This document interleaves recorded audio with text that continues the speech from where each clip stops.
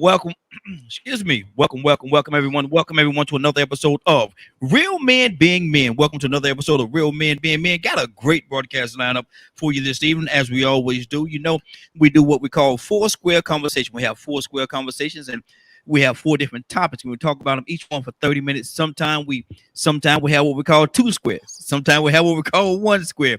Captain Leonard, you know what I'm talking about, brother. Sometimes we don't get around to all squares. We start off with four squares with an intention of covering all four of those squares, but sometimes the conversation just going away, but we just can't break away. And so, what I want to do right now, before we get started, I want to go over and give everybody an opportunity to introduce themselves. Somebody said, "Brother Jamie, introduce yourself, brother. Tell everybody who you are and where you're hailing from." Greetings, everyone. Peace and blessings be unto you all. I am Jamie Eatman, and I hail from Tuscaloosa, Alabama.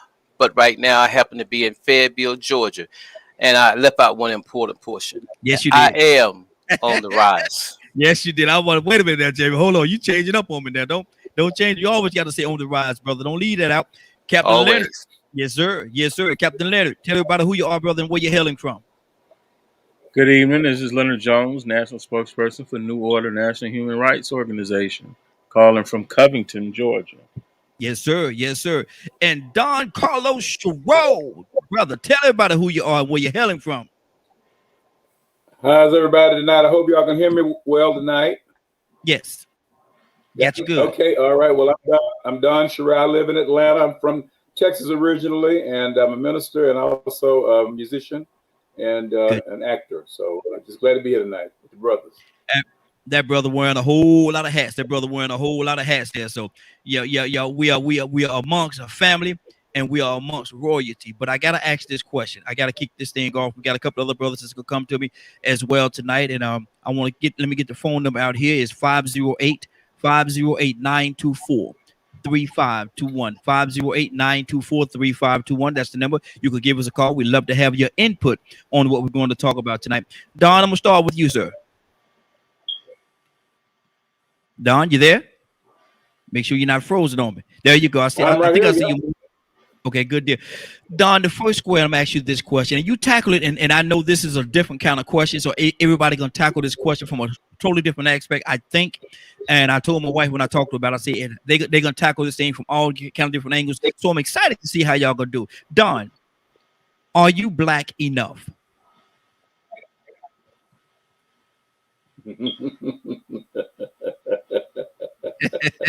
I gotta laugh. So let me let that out first.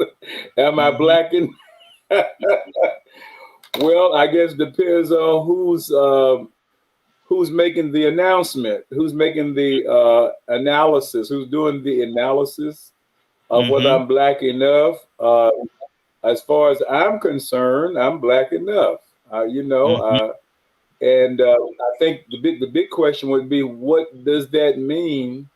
What does black enough mean? And then, what's the limit of it? Of what's the size of it? But if it means, am I aware or woke about my culture?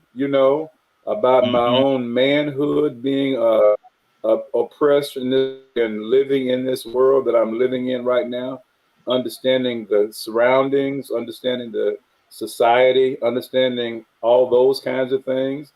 I would say that I'm black enough for me. Okay, that's good. That's good. Okay, Jamie, same question, sir. Jamie, are you black enough? Are you black enough, Jamie? I would answer that as being yes. I believe enough is enough. And if we need it any more than we have, it's something we can acquire along the way. I remember a question. Actually, I was learning to get my X as Jamie X. And there was a question that asked, who is the original man? And the answer was the Asiatic black man. So when it comes to black, my blackness runs deep. I mean, really deep. So, yeah, I'm more than black enough. Good deal. Good deal. Captain Leonard, got to come to you, brother. Ask you the question. Depends Leonard, on what day. Sometimes it depends on who you ask. And I can be sitting in a room full of black folks and they swear I ain't black. Wow. simply based on my opinion or disagreement with whatever it is they selling. Mm-hmm. So to some people it's subjective. To me, I'm not gonna get no blacker than this. Mm-hmm. Mm-hmm. And see, and it's powerful what each one of you said, man. And so I'm gonna go back to Jamie. And Jamie, what exactly? Because there's a whole, as simplistic as this question sounds, there's a lot of layers on this. There's a whole lot of layers on this. Are you black enough? What exactly does when that question was posed to you, when that question was posed to you just a second ago, or even when you was going for your ex, what did that question mean to you? Well, as you just posed it a moment ago, it was really just a surface question, and I gave you what might appear to be a surface answer, but actually Mm-hmm. runs much deeper than that. Yeah. So when you look at black today, it depends on, as Brother Don alluded to, an individual's level of consciousness. There are some people, as Leonard alluded to, that may say you're not black enough or you're too black. But in reality, we are what we are. We bring to the table what we bring. So if I, regardless of how black I was, how ignorant I was, how educated I was, it has to be black enough because we only get to work with what you got. Mm-hmm. Yeah, exactly.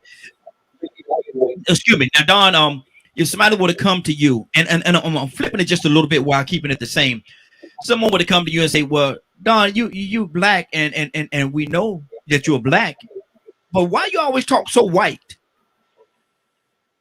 How do you respond to that? Yeah, and I'm glad you mentioned that because for some people, that's what part of being black enough is speaking in the black dialect. Mm-hmm. So if you follow what I'm saying, so either current dialect or the black dialect, if you're trying to talk, I said correctly. In other words, the King's English, that we all deal with throughout the world. If you come from that standpoint, that something's wrong with you. But see, here's the thing, man. Part of our being black is how we were trained. How we were trained. I was trained.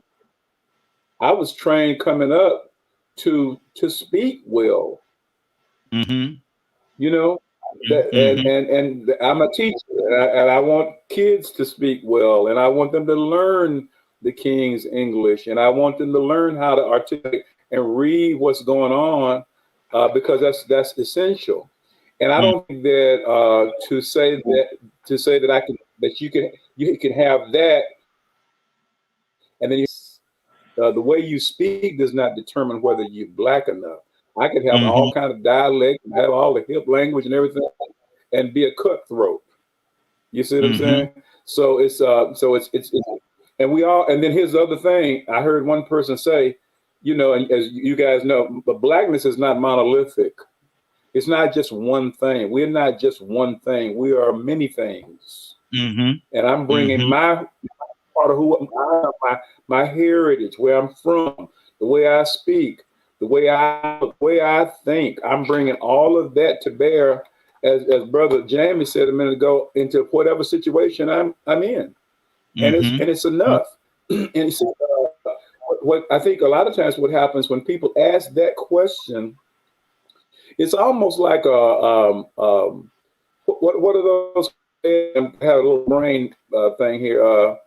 When they ask you a question, there's always already the answer for it, Brother Jamie, Brother Leonard. It's I can't think of it right now because I'm having an old man thing, right? It's like a rhetorical question. Are you trying like a rhetorical question? That's I couldn't get rhetorical out for anything right now. Thank you so much. Okay. That's exactly what a rhetorical question. In other words, they ask the question and they already know what the answer is. So a lot of people ask you that question, and what they're saying is, "No, you're not black enough because you're not that kind of black. I'm just asking you that anyway. Not that you're doing that, but the ones who would say if you're black and you ain't black enough because you ain't my kind of black." Exactly. Don, Toussaint. I had to say I got two Dons. Toussaint, good evening, sir. Good evening, Toussaint. How you doing this evening, sir? You're muted there, Toussaint. Unmute yourself. There you go. How about yourself? Good evening, brothers. Hey, doing good. Tell Not, everybody where you from. not no Tell more. everybody where I'm you, not. huh? Good evening. You. He's gonna mess with you. Hey, I'm you. I'm from Opelousas, Louisiana. I am from Opelousas, Louisiana. No, you're not. No, you're not. No, you're not. No, you're not. No, you're not. You born Appaloosa, Mississippi. That's where you're from, brother. That's exactly where you're from. But but let me ask you this question, Toussaint. We're talking right now is, are you black enough? So you Toussaint, tell me, are you black enough, Toussaint? If somebody would have asked you the question, are you black enough? How would you respond to that? how do I look? How does it appear to you? I mean, I know I got a little gray around the what little hair I got here, and the rest is gray. But how do I look? I mean, what do you want? Why you Mm-hmm. ask? Can't you tell? I mean, Mm-hmm. I got Mm-hmm. I got evidence and bloodline. So what else you want? Mm-hmm. I mean, Exactly. But then they come back to you. They come back to you, Toussaint, and they said, well, you appear to be. You appear to be black, and you appear to be black enough. But why do you talk? Why do you talk so white? Why do you talk like you're white?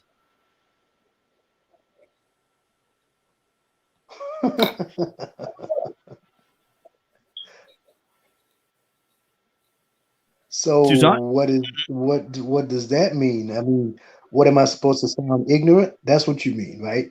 Mm-hmm. That's what you really mean. Supposed to add profanity to my conversation because I don't know what else to say. Mm-hmm. Is that what you mean? Am I Mm-hmm. supposed to talk slang or just downright sound stupid? Come on. Um, uh, I don't know what else to tell you. It is what it is. I mean, I'm not the smartest. Um, I'm not too bright, but I'm not stupid. I don't Mm-hmm. mind being ignorant, but staying ignorant is my issue. Yeah. So That's good. if I don't sound the part of you putting me in a box that you have already established, I don't think that I have the problem. You got it. That's how that Mm-hmm. works. Mm-hmm. That's good. That's good.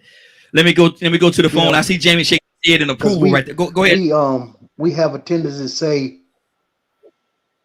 them people. What does Mm-hmm. that mean? Mm. Especially us. Yes, sir. You know, we see. Hey, Toussaint, your line is No, go going. ahead. It's coming. Go ahead. Your line is coming in and out a little bit on us. Yeah, your line is skipping a little bit on us. Let me go to the phone line. Cornelius, good evening, sir. How you doing this evening? Good evening, sir. Good evening. Good evening, sir. Hey, we asking the question. Okay, we got some feedback coming from somebody's line. Got to figure out where that's coming from. But we asking the question, Cornelius. Are you black enough? Cornelius, how do you answer that question? You know, I was listening to a couple of guys, and you know, as I think about these things and meditate on it, and what I've realized in growing up in these 50 years I've been on this earth now, and coming from the city of Detroit, Michigan, or we call from the projects, the ghetto, Mm-hmm. Mm-hmm. and you see, it's a culture thing, and the way we've been taught that blacks, and if you really think about it, it goes all the way back to slavery. If you really, really want to if you really want to find the root of the issue, Mm-hmm. and if you think about it, blacks was always considered, especially coming in to a racist country of America, and coming up in what they call what is it what's the word I'm looking for, systemic racism, Mm-hmm. Okay. where Okay. you have this have a culture of blacks supposed to be considered being not educated or not well versed in things. So, or being ignorant to things, or blacks is not supposed to talk intelligent. But if you do talk intelligent, then you're talking right, or you're not truly black enough. Because I think about one of my old favorite shows. You remember the old Fresh Prince of Bel-Air? Yes, sir. And you remember that episode when Will Smith and and DJ Jazzy Jeff was clowning Carlton because he was growing up in a black family, growing up as rich, and they were telling him he's not black because he talked differently. You know, or you remember the episode when they went to college and further down the line, and he was in college, and they didn't want to accept him in the frat because he wasn't black enough. Yeah. Because he talked a certain way, because he thought a certain way, because he danced a certain way. And all this stuff, this is what we call, to me, I point it as prejudice. It's reversed racism, even within our own society. It's reverse racism between one another. We build up our prejudice towards one another because we're being ignorant, instead of realizing that in all actuality, we're supposed to love one another because we're all human beings. You know, and this is the biggest issue in division within our country. And what the Bible tells us, a house divided against itself will not stand. Exactly. So when you look at families and you look at the black community, we so busy being prejudiced and racist towards one another. How can we come together and say that we are one and fighting against a common enemy, not the whites, but against the things? Only if you notice something, I know I'm kind of rambling, but I'm going somewhere with this. If you notice something, only time when we really want to come together is something goes down. And then all of a sudden we want to stand up and Black Lives Matter and this matter. But what happened to all this? When is going to come a point in time that we're all lives matter within our own community? And that's what I'm getting to. We build these different things up. We got to come together as a one. That's where the division lies, within our own selves, because we're looking at one another. You're not black enough. You're talking like this. With all actuality, it's a culture thing, and it's a prejudice thing, and it's a reverse racism thing. That's just my point of view on it. Good deal. Good deal. We got a couple other people want to touch. Rico, good evening to you, sir. Asking a question, man. The first question, the first square we're asking is this: are you black enough? Rico, if somebody would have come to you and asked you that question, are you black enough? How do you respond to that? I'll respond that I'm black enough in my eyes, because everybody would have a different perception of it. You know, somebody actually tried to use a race card against me at a restaurant the other day. You know how we are about supporting black business.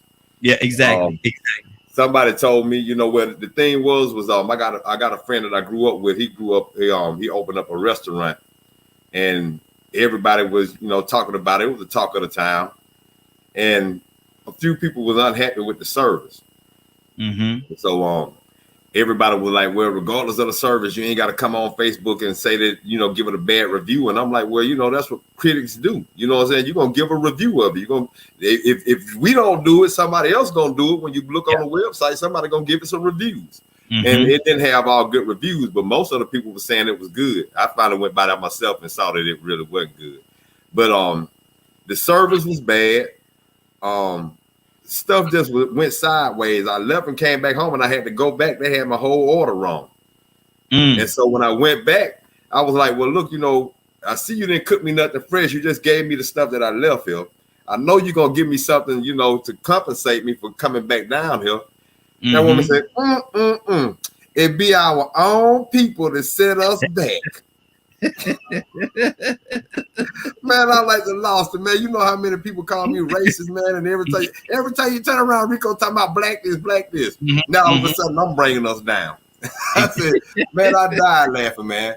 But I mean, you know, when you start looking at that that issue of being black enough, that really is based on each individual's standards, requirements, qualifications. You know, to me, I would go by the more honorable qualifications, because some people have it. Some people really, if you look at a lot of movies or look at a lot of old documentaries, when you saw people joining gangs, they actually embraced the stereotype. You know, the Crips was a derivative of the Black Panthers, but the media put a negative stereotype out there, and some of those people wanted that negative stereotype because it came off as bad. We'll whoop the police. You know what I'm saying? So now here it is. It took that negative connotation, and that's associated with our culture, being tough, being hood, shucking and jiving, slap happen. You know, ooh, hot dog, let's have a party. You know, and some people feel like that we supposed to do that. That you approve if you don't get down like that. And it's funny that you're talking about this, man, because I promise I swear I was thinking about this 30 minutes ago of how I sort of turned my life around when I started embracing certain family members that I didn't really like how they carried themselves. And I thought about all the different things that I condoned when I first started going back around them, how they would tell me, oh man, you ought to try some of so-and-so cooking. And I look and I see how dirty the kitchen was and and I'm like, oh, I don't think I want to try that. But after a while, I started feeling like I was missing out on something with these family members. And in that process, you know, in that case, you will feel like you're not black enough in some cultures or in some societies. You ain't hood enough. That street credibility. Street credibility is considered being black enough. Some people feel, I mean, it's so negative now that, well, you know, you listen to these young guys talk when they come out of prison and they wear it like it's a badge of honor. Exactly. Like they were a rite of passage. It's expected that you got to at least go to jail one time. And so that means that we also sort of, in some sort of way, embraced that statistic that said that 4 out of 5 black males will go to jail by the time they're 25. Exactly. Wow. Let's Brother Pete. Good evening, sir. How you doing this evening? All right, so how you doing? DKN Radio and the listening audience and panel. Yes, sir. Doing good, man. Doing good. Actually, got to ask you the question. Pete, somebody come to you and they ask you this question. Are you black enough? Pete, how do you take that question? And what does that question really mean? That's what I would ask, first of all. And then being that I have a scientist aspect to myself, I would go right into etymology and begin to educate them depending on what their response is. Because we have to understand black is something that was given to us. 1, 2, it has legal meanings different than Western meanings. Number 3, is it denoting who you are or who we are as people, right? What does it mean? I would turn around and ask them back, what does it mean to be black? Because again, we come from a history and a heritage of a culture from one aspect and foundation and principle and character and spirituality. And we have deviated to where we find ourselves mingling heavily today. And that's not necessarily what it means to be black. So please clarify me what you mean by asking me that question. Let me give you the clarification on the terms.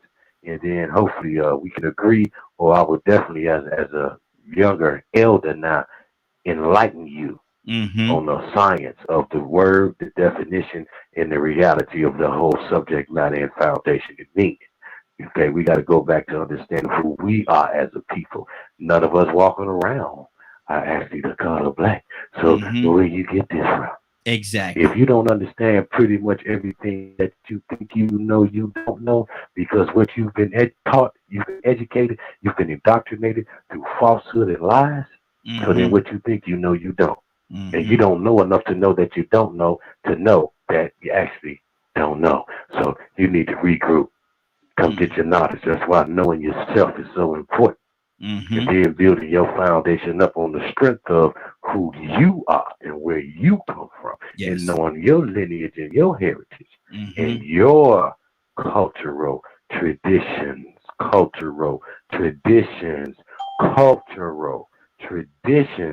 that reinforce to you who you are, so then you can actually just be yourself. So Exactly. what does it mean to be black? What I Mhm. think it means is to be excellent. I think Mhm. it means to be the descendant of the original man, to know that the creator of all living things created you and your kind first, and everything that came after behind you. You are the fathers of creation and the mothers of life, and you are the keepers of the planet, up under the principles of love, truth, peace, freedom, and justice. That's what I think it means Mhm. to be Mhm. black. I think when you say black, it means excellence. There you go. Good deal. Now, Jamie, let me ask you this. And I have to go this way because I know we have some listeners. We have all kind of listeners out there: black, white, orange, polka dots, and little stripe. And now, if they little stripe, I don't know if I want to see them too much. But my thing is this: to say blackness is associated with excellence, and we derive from kings and queens. Is that all? How do you feel about that? You know, to say excellence, and I'll just say we as a people. I'm gonna Mm-hmm. remove this term black for a moment because Okay. the reality is when you start doing that, not everybody's gonna be black. Some people will uh, kind of distance themselves from you because even as the way you all have been talking here, it sounds like we bought into the stereotype that if we sound a certain way, we are not black. We're perpetuating that same ignorance right here on the show. So Mm-hmm. let's dismiss that for a moment. So when it comes down to who we are and we look at as a people, everybody should have something to bring to the table. My brother that just made mention of asking the person about blackness and then educating him. You know, sometimes it comes to a point where the education is necessary. It ain't even a matter of asking. It's just a matter of hearing what's being said and going from there. Because just as that individual came to insult you, calling you something, the moment sometimes you want to ask him those questions versus just going into your conversation, it creates a barrier. And there goes the communication. But the word I want to throw up right here, Raheem, is ignorance. Ignorance is a key word in all of this because as we look at the Bible, it says that my people perish for lack of knowledge. And I can say that as a black man, a colored man. I'm one of those individuals, when I look at my past, my ancestors were everything from a nigga with a capital N to a nigga with a small n. There was a whole lot of terms they were in between. And for me to just disregard all of that, I'm almost disregarding my history. So when I look at from whence I came, I need to be looking at where I'm trying to go. And if I don't know my past, how can I actually work at trying to have a better future? So these same people, Let me ask regardless you of a question, how Jamie. they come at us, one second, of Mm-hmm. how they come at us, we need to realize who they are. We were that individual at one point. None of us in here right now has always known what we've known. Mm-hmm. Mm-hmm. Now, when you say that they were the ends with the big N and the end with the little ends, I want some clarification from what you're saying and for my listeners as well. They were not that. That's what they were referred to. That's what they were called. But to say that they were that is almost like it's an ownership type thing. And I'm certainly sure you're not saying trying to say they owned it. You know, Raheem, in the reality, when someone calls you a boy and you lower your head and you walk out what they are calling you, historically, you look at history. The civil rights weren't the civil rights. Those they wouldn't walk around with a sign around their neck saying I'm a man because they had already always been treated like a man. So Mm-hmm. what I'm talking about is reality here. And that's where until we embrace the reality, it's going to be a little difficult to move forward. We got issues right now where white people don't want to embrace the sensitive cultural, social studies where history is painted as a reality. So when Mm-hmm. you start allowing that, and particularly when you do that, you're going to have to allow the other person that. So at some point, the truth has to be the truth. If that's the case where we came up out of shackles to rise up to be, if you want to be a king and a queen, or consider yourself to be a king and a queen, then your true history is you came out of shackles to be a king and a queen. And that was a journey. It didn't happen overnight. Okay. So everything that is involved from one step to the next, we have to embrace, acknowledge it at least. Okay. But see, my thing is, and I want to pull some other people into the conversation, Jamie, because you know, me and you, we can play tennis all day long back and forth with this thing. But my thing is, it did not start there. it did not start with the shackles, and that's one of the things that I have an issue with America with. They want to paint a picture of our history started when we were as slaves, and we did not start as slaves. They know that's a part of our history, but that's not the totality of our history. Rico, what's on your heart? I agree, but with Mr. Jamie is saying is you can look at it both ways. I ain't trying to say what he's saying. The way I look at that is that when you look at this group of this tribe of black people, that is what we came from. You get what I'm saying? Because there's a whole nother sector of black people on this planet that didn't go through this situation that African Americans went through. So, you know, as African Americans, he's speaking from that point of view. I'm taking it that way. In my opinion, he's speaking from that point of view. Yeah, you know, but now because to be honest with you, we can't even speak or even correct anybody or refer to black culture before then because that was stripped from us. I mean, just think about it. We went around a lot of generations. It might not even been a lot of generations. It may have just been the past 50 or 60 years that voodoo was looked at as negative amongst us. You know what I'm saying? Because we drank the Kool-Aid of somebody else's preaching and teaching of what was good and what was bad, what was acceptable and what wasn't. So, you know, when you start saying you ain't black enough, really and truly, if a black person from here came to you and told you that, you would have to go and dig into them to find out if they are asking you on that with the perception of what they were programmed to believe they were. That's good. That's good. And y'all know we gotta stay on this square here for a little while longer, man. They got so many different layers. Captain Leonard, talk to me, brother. What's on your heart?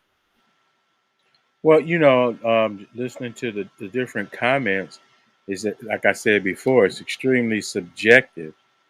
I don't necessarily deal with it or people who have issues with it because one, I'm going to challenge you. What you trying to do? What you want? What you want to know? You got some tests. What makes you such a what makes you such a teacher? What's your qualifications that you have that make you so black? Matter of fact, I might just let you know instead of getting into it, we can either just walk in the way and get into some gangster stuff right now. Because I mean, I'm not interested in what these new Negroes is really talking about. It is what it is. And just because y'all change the definitions every day, like y'all see fit, doesn't mean that I have to go along with them. So, you know, I'm trying to say what you want to do. You know, just get to what you want to do. Instead of without going through all this other madness about who black and who ain't black. And like I said, I've spoken like this my entire life. Whoever don't like it, I don't care. It's never appealed to me to have to be next to you. That's what you need to know. I've never had a desire to agree with you or be your friend. That's all you really need to know about me. You see what you see.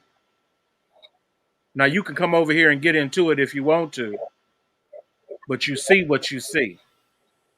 So step up and do what it is you're trying to do. Get to it. Handle your business. Exactly. Really handle your business, whatever it is you're trying to do. Yeah. That's it. Brother Pete, what's on your heart, brother? Talk to me. That's one of my brothers. And whatever you do, don't go over there. Because then you're going to force me to come over there too. Big brother Pete. We got some issues. We got some background coming from somebody's line. I'll figure out where that's coming from in a second or two. But Don Sherrod, talk to me, sir. What's on your heart?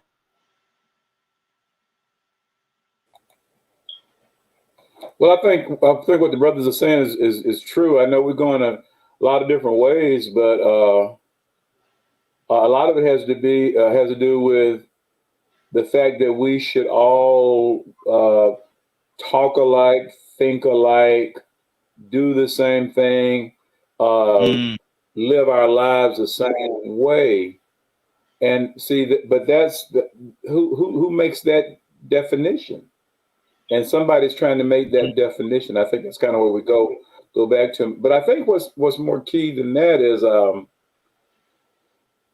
I think if we learn, I'm talking hypothetically to the person who asked that question, if we learn how to respect ourselves and appreciate ourselves, the tall, the fat, the dark, the light, the educated, the uneducated, the black people from the South, the black people from the North, the black people from the country, the black people out on the street, the black people in the church, because you got all different languages and cultures and all that.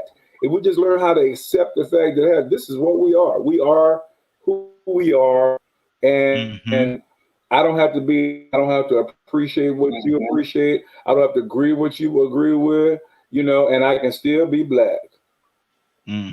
Exactly. Cornelius, talk to me, brother.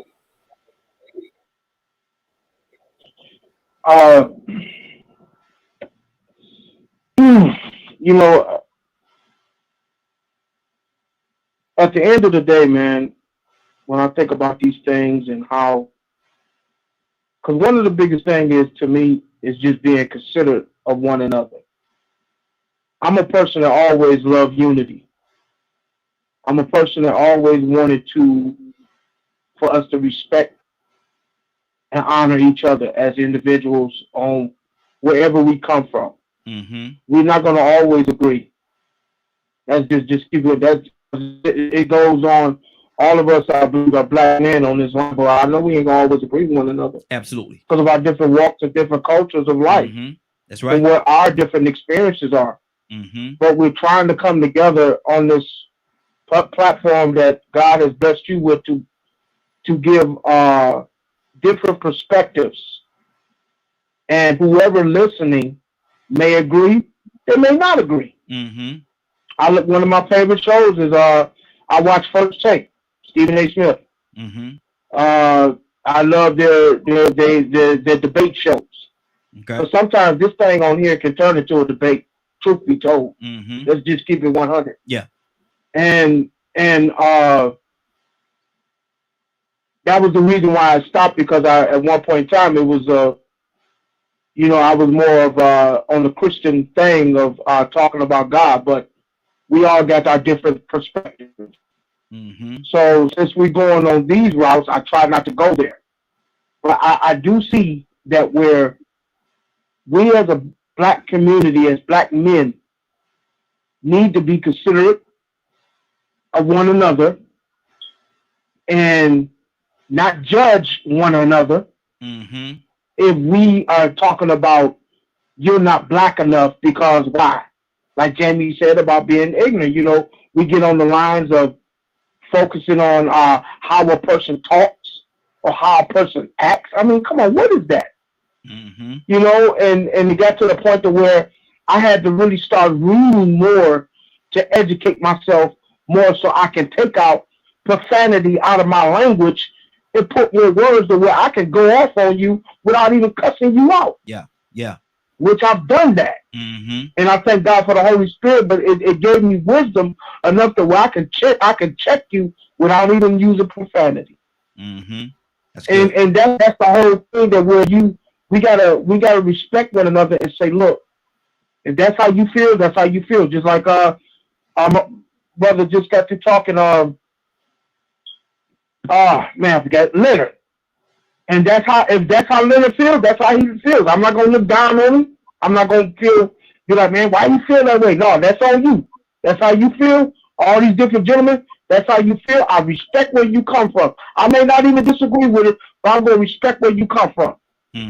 But at the end of the day, as black men, we gotta come together as a common goal and say, look, however you choose to live your life, and however you choose to do what you're trying to do to build yourself, your character, as one particular individual, I respect that. Yeah. And I move on, and I keep doing what I've been called to do in my life. And that's just my take. Good deal. Toussaint, what's on your heart? I was thinking the first thing. Can you hear me? Yes, sir. Yeah, I know I'm in Pascagoula. It might be hard to hear from these woods. Yes, sir. First of all, I'm a man. Everything else you see or hear adds to who I am. Mm-hmm. None of it takes away. If you feel like it takes away, then there's another problem. Mm-hmm. I heard some things and I'm just making my comments, okay? Okay, go ahead. And I'm just saying, Mm-hmm. I don't accept, and I'm just saying, okay? Go ahead. There are certain things that I will not tolerate being called. I'm Mm-hmm. not your nigga. I'm not Mm-hmm. your little nigga or your big nigga. Yeah. No nigga at all. Mm-hmm. Period. Mm-hmm. I like to joke and clown, but I'm not no joke or no clown for nobody.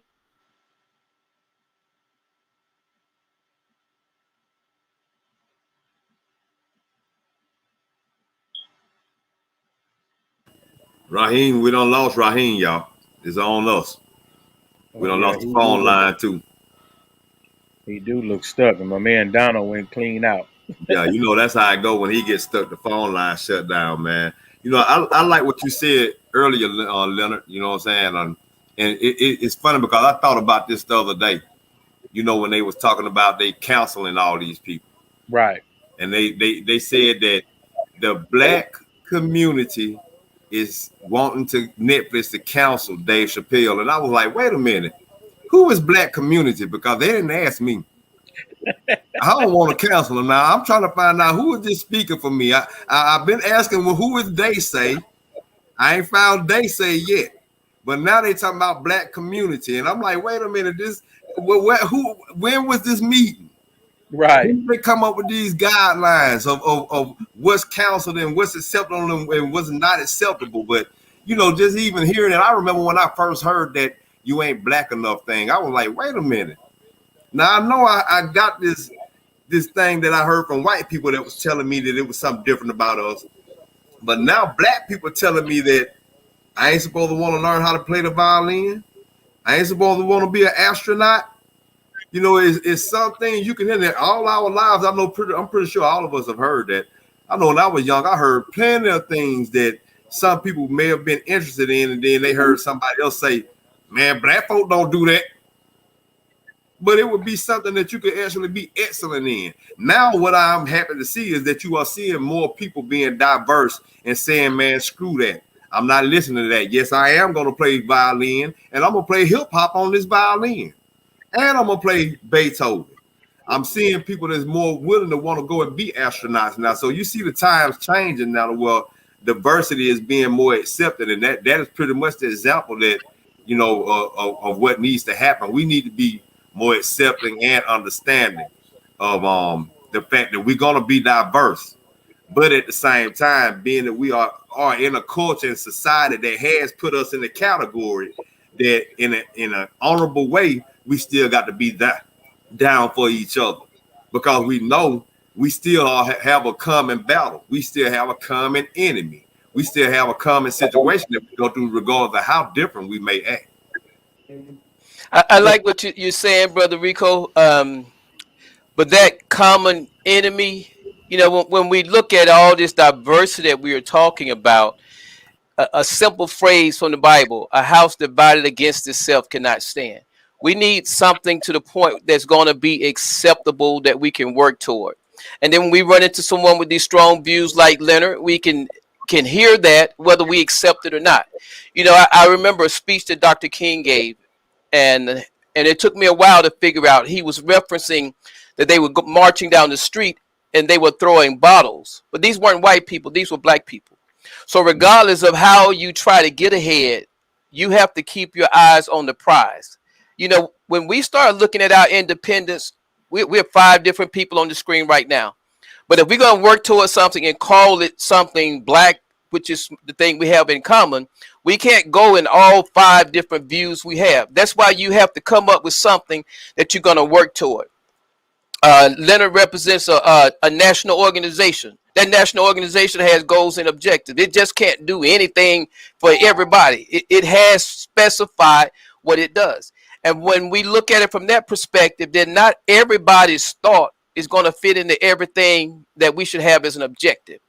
Without that, we just spinning our wheels, because we back at that point, you know, in the street where because I talk the loudest, I feel I'm the strongest, I feel I'm the boldest. We got to fight to see who's gonna be the man here.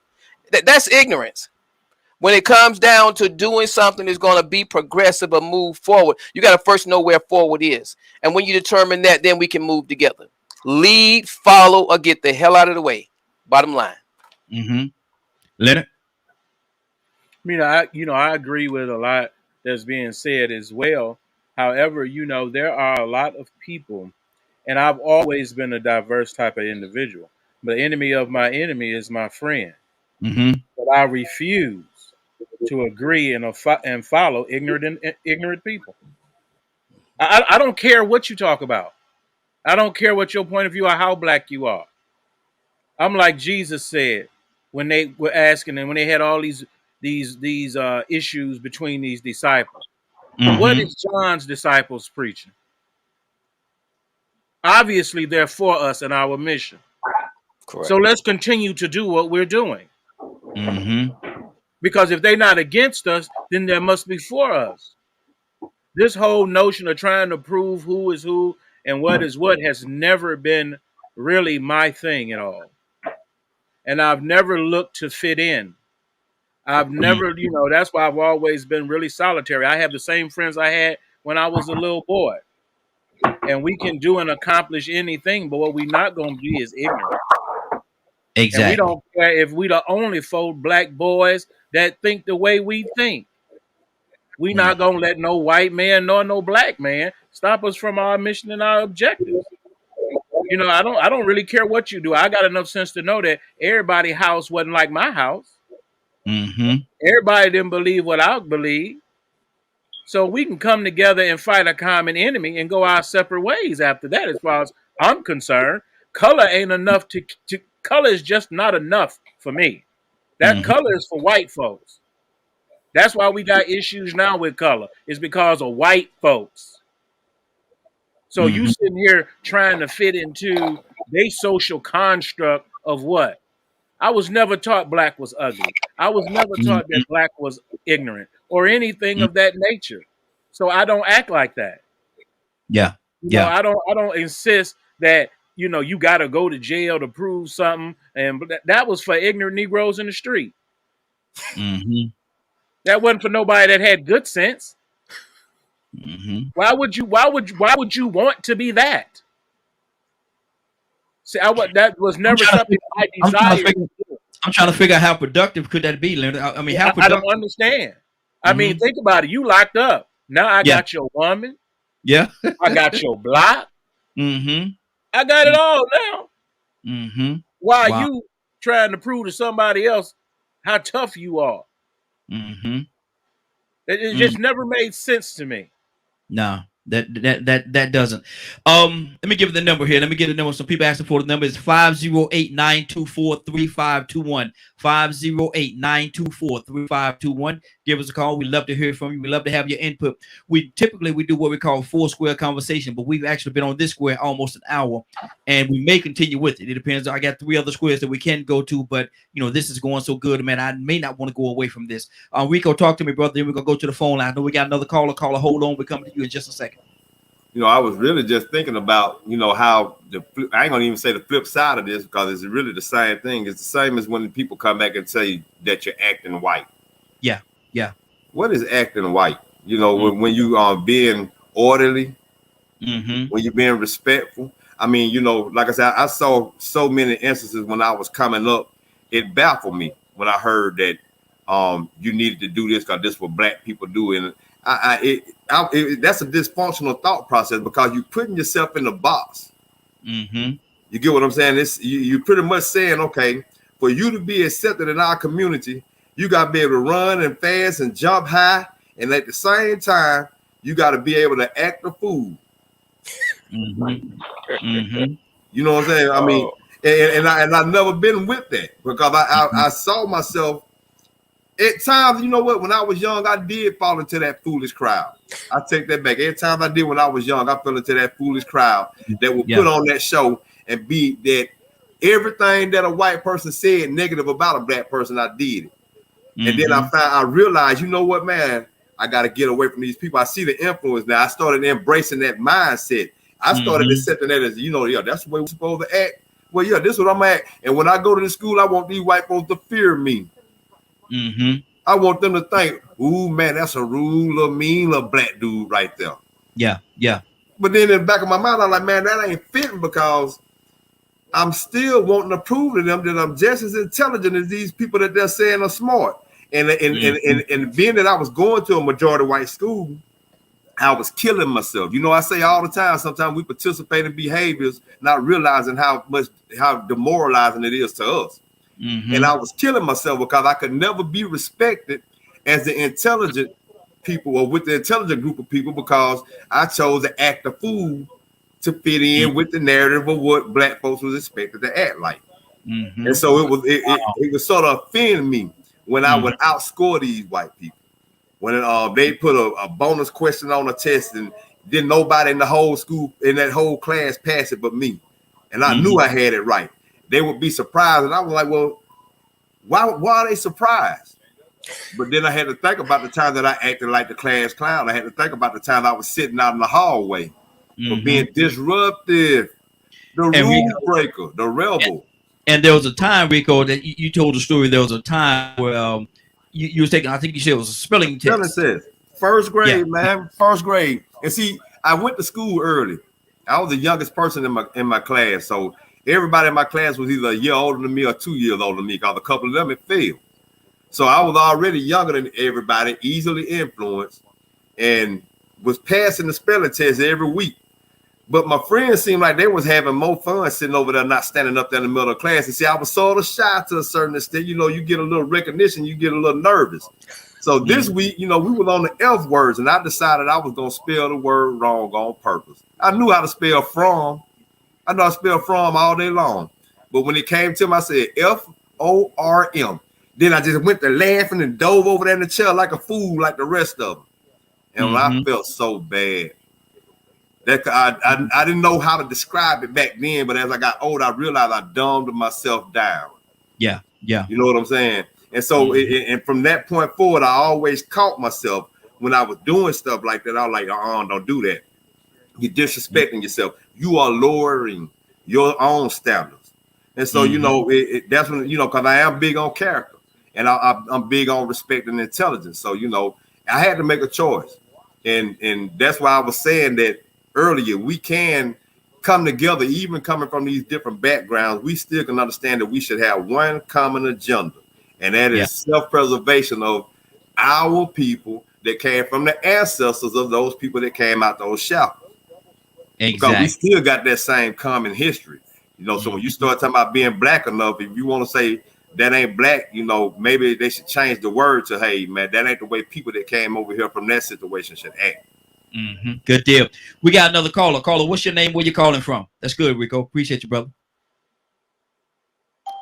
Caller, what's your name? Where you calling from? I think it's Charles. Charles there? Yeah, this is Charles Brown. I'm calling from Atlanta. How you doing, brother Raheem? Hey, doing good, doing good. Good to have you, brother. We're asking a question, and I want you to answer this, man. If somebody come to you and say, Charles, are you black enough? What does that mean? What are they asking you? Well, I would have take it as to join something they got going on. Am I black enough? Yeah, I am definitely black enough to do exactly what needs to be done for the people. And I understood where the brother was coming from, and changing the mindset of some of those kids. Just recap on some of the things that I've been hearing. Change the mindset, you know, technology, but also being all peace out here in the community. If we're going to unify, then we got to know how to unify in the person that we need to go to. In this realm we in right now, yeah. I mean, I'm a big pet peeve on mean what you say and say what you mean at all times. If not, there's gonna be some consequences. Yeah, we don't all heard that. Yeah, yeah. But if you ain't able enough to understand to finesse, not finesse to be used for the wrong reason, but finesse to be done for the right reason. And I get a lot of backlash there to the point where, what you mean by that? Now you trying to use me? Well, yeah, we all being used now, but for the right reason. Mm-hmm. Like, you ain't gonna use me for no wrong reason, so I'm not gonna stand for that. Yeah. And we Yeah. all gonna, get, take care of that from that point. But I do get backlash from the fact that I take my son. Okay, this election right here, the 4 years coming up, right? Mm-hmm. And at least he's 15 years old. 4 more years, she'll be ready for the next president. But my son ready for one now. Mm-hmm. He on another vote. Yeah, exactly. You did? So he ready now. I mean, I've been prepping him, using him, getting his mindset ready. He's finna graduate this year too. So my mindset ain't ready because this is my only child, so I don't know what to do. Yeah, exactly. So I go to brothers like Brother Raheem and Brother Rico, to help me out with that because I'm just one of those products from that environment he was speaking on. Being in the hallway, turning back, jumping out the back door, going up on the block, doing things that you ain't got no business doing. Knowing Mon Duke gonna take your head off. Yeah. But Dad, Mon Exactly. Duke, the one trying to keep peace, but Dad just too much sometimes. Dad can be too much sometimes, and I miss him. Yeah. But that, if I'm too black, because we all went through that same kennel. Killed same hole. Clean them down real good on the better black kennel, man. And it never cracked. Exactly. Never cracked. Never cracked.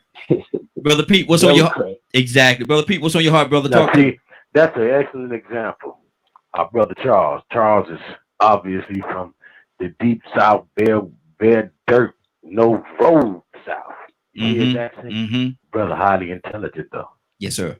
Now you hear his accent, and real quick, listening to America's theme, you'll come off quick to say, what's wrong with the way he talk? He's from the South, he's country. He ain't ignorant. He's country. Yeah. Because we don't pronounce words according to the King's English. Knowledge, right? Breeds understanding and then sets a foundation for wisdom. We don't even speak English. We speak American. How many of us really know that? And American is not really a language like French or German or Russian or Mandarin. Okay, you got Guyanese. No, tribal. It's a trade language. Ain't nothing but like Swahili. It's a language for people to do trade, to do commerce. That's what American English is. That's all it is. Yes, How many sir. of us know that? So again, the conversation we're having tonight is great. But look at how we can have this conversation. Look at how we can agree to disagree, and the conversation keeps moving forward, and there is no big outlast. My brethren, we can do whatever we put our minds to. The problem is we ain't put our minds to do nothing. But you were talking. Exactly. That's all we've been doing, is putting our mind to talking. Marcus Garvey laid out a blueprint. We ain't following. Yeah. Drew Ali came behind him. We don't know it. Come on. Elijah Muhammad picked up something. That went away. Farrakhan tried to keep it going. We haven't strengthened it. Father Divine, Yahweh ben Yahweh. Who you want to go to? There's all kinds of blueprints laid down. What's the blueprint we gonna follow? What we gonna finally set the date? We shall overcome. So what day? Someday. What day? Someday. What day? Give me the date. Yeah. Give me a date. Put a date on the calendar. The Yes, day, sir. the time, Yeah. and the Yeah. year. Come on. Exactly. That's on us. We can do this whenever we ready. And your spiritual belief, even your sexual preference, so to speak. Listen here. None of that ain't got nothing to do with us advancing and doing what's best for us in the collective. All we gotta do is put our mind to it and stop playing. That's all we gotta do. Put our hand to the plow. That's all we gotta do. Go to the ant-house slugger and learn. That's all we gotta do. When we're ready to do it. When we ready to get together as men, like the ancestors that we represent their lineage, how they came together. They ain't have nothing, and they created everything. Exactly. They ain't have a chance, but they created an opportunity. Did you hear me? Let me say it again. You ain't hear me. They didn't have a chance for nothing. Not even their lives. Come on. Nothing. I'm talking about dirt. Yes. And they created opportunity out of nothing. With nothing. And here we are sitting in modern times with degrees, so we speak, some ability to, and we can't sit down as full grown men. You can't take your hand, your left or right hand, open up your fingers and have it the fullness of your palm, reach down in your midsection, grab your manhood, grip it, Mm-hmm. and get you some testicular fortitude. Mm-hmm. And let's get together as men and do whatever we agree to do. But ain't no punkism. Exactly. Remember this: when we get together, the traitors die first on the front line. Mm-hmm. Let's be clear now. The traitors die first. Yes, sir. It ain't the enemy who die first when we at war. It's the traitors who die first. We'll forgive you. Be buried. Come on now, y'all ready? Absolutely. Y'all ready? Yes, sir. Let's Yes, sir. get it, brother. Let's get it, brethren. Let's cut the conversation and let's stand up as men and set the example. It's our time. It's time. We the right ones in the right time, in the right place, in the now to do what needs to be done. Mm-hmm. Good deal. Good deal. Jamie, you wanted to say something? Yeah, it's been a while since I was on here, and I don't recognize my brother's voice, but I like what he said about us being able to talk here. If this was the table before we went out to do what we need to do, I would work hard as hell at shutting him down, because just listening to what he's saying there, like nobody has done anything. There is things that each one of us are doing right now. You don't wake up one morning and your problems are solved. You work at solving them. To think that you're going to get a people behind you for anything, as all the organization he just named, they all accomplish certain goals and things during their season. Those are our ancestors, and and just like they carried a torch, that torch, the fire or the flame hadn't died out. But if we waiting on the people to come together and somehow we going to march forward, that's not happening. So everyone, as they say, each one reach one, each one teach one. We're going to have to do a whole hell of a lot of that, because just listen to what my brother was saying. If we took that mindset, we would never get out of the starting block. It ain't going to happen. Even now as we're speaking, you see how different and diverse our conversations are. It's going to take some sitting down, coming up with an agenda before you ever get anything happening massive on that scale. But we still have a responsibility as individuals to do what each one of us can do. And that's like the conversation with someone saying you don't sound black enough or whatever. To listen to what my brother just said, that's the way I take something like that. Because it's not going the way he has a view it should go, he says nothing's happening. That's not true. If I don't sound black, that doesn't mean I'm not black. If I'm not moving at your pace, maybe I'm moving at a slower pace. Maybe I'm listening to a different drum. But as long as we head in the same direction, the analogy was given earlier when they came back and told Jesus, we stopped them from doing what they was doing. His point wasn't that you did a great job. It was that if they not against us, then they are with us. I wouldn't call them my friends or whatever, but that means that they not contrary to us. There's a whole lot of contrary things that people are doing. There's a whole lot of contrary things in our community. There's a whole lot of issues that we need to address as a people, period. And to not take an inventory of what it is we need to be doing, we can miss a whole lot of things that's going to be contrary. And just as my brother ran down all those names, our name would be among those names. And someone would say we hadn't done a damn thing either. So we just need to realize that there's a task ahead of us and we need to be equipped for it. And reality is the first place to start. Okay. I like what he said. That was great as far as reality goes. But the reality is there are some people doing some things. Who's doing what? Who could do it better? Why don't we lend our fuel or our kindling to somebody else's fire? Okay, that's beautiful. And Right. see Now, what I'm saying. Hold on. Right Yeah, you would hold on. One second. I'll come back to you 1 second. But my thing is this right here. What we got to understand is, we all fighting the same fight, brother. We all are fighting the same fight. And one of the things that I love, and I'm gonna equate this to a television, the Bill Cosby show, in comparison to the Good Times. They both had fathers in the homes, but they governed a totally different way. Not to say that one way was more effective for the other. It's just that they had their own way of doing things, and the way that they did it worked for them at that particular time for where they were trying to get to. So what we need to vision, I think what we need to grab onto is the fact that we have a destination that we all trying to get there. We're not always, Martin Luther King said, there's many different ways to the top of the mountain, but once you get there, the view is going to be the same. We got to concentrate on getting to the top of the mountain. And once we get to the top of the mountain, we can appreciate the view together. Go ahead, Brother Pete. Yes, sir. I want to make sure my dear brother has clarity, Mm-hmm. because what I said was how great our ancestors set a great example in front of us, Mm-hmm. leaving a legacy of foundation of work and excellence, and we can continue and do the same. So I Mm-hmm. don't know what you heard, my brother, Mm-hmm. because you seem to have misinterpreted what I was saying. I wasn't knocking that nothing that anybody is doing.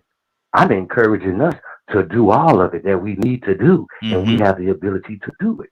Mm-hmm. So listening is a part of conversation, and comprehension is the other greater part of conversation. We have to learn to listen, not just with our ear, but with our heart, head, and our inner being, and then comprehend what's being said in the full context that is meant, that we might have. We used to say understanding, the young people say overstanding. So we want to be on one accord with our articulation and Mm-hmm. communication, so that we're clear. Good deal. Let me do this, and my thing is, man, with love, and man, I can't even get it right now. But let me go to Donna Toussaint. He has something on his heart. I think he had to get out of here. But with love and kindness have I drawn thee. That's what I was about to say. With love and kindness have I drawn thee. That's huge with me. With love and kindness have I drawn thee. Toussaint, what's on your heart? Here's the deal with what, and I can only do my part, Mm-hmm. and I promise you, I'm not trying to do nobody else's. Mm-hmm. But if I see you on that road that I'm traveling, and especially if you kind of sort of act and look like me, I promise you, I will do nothing to tear you down. Mm-hmm. Mm-hmm. I don't even care if I don't agree with you. I can boost up your part without tearing down mine. Mm-hmm. Because I'm not trying to get with nobody. Understand what I mean? Because as we want to get in this big group. Let me share something, and I might be ignorant, but it will never happen Mm-hmm. because most of us that look like me are individuals. You can't make a bunch of kings get together. It don't make no sense. They won't do it. Tribes don't mix and mingle. They don't do that. So what I'm saying is we can only be the best. First of all, and I said this before, be a man. Mm-hmm. Thank Mm-hmm. God that we're black men. That's a Mm-hmm. plus, not a negative. Yes, sir. Yes, sir. And just in case, in spite of all the naysayers, if you have God on your side, that's more than you can ever imagine. Mm-hmm. But if just because we don't agree, that don't mean we can't come together. Absolutely. That's all I got to say. Absolutely. Absolutely. Shural, what's on your heart, brother? Rico, coming to you next. Unmute. There you go. I like what my brother just got through saying.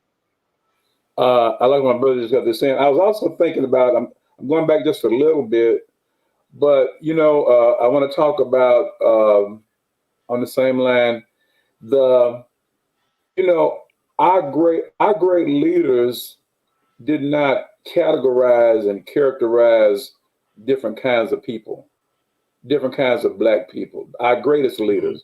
When I talk, well, they didn't specialize on whether you sounded a certain way or looked a certain way or what Mm. their goal was for the whole body of black people.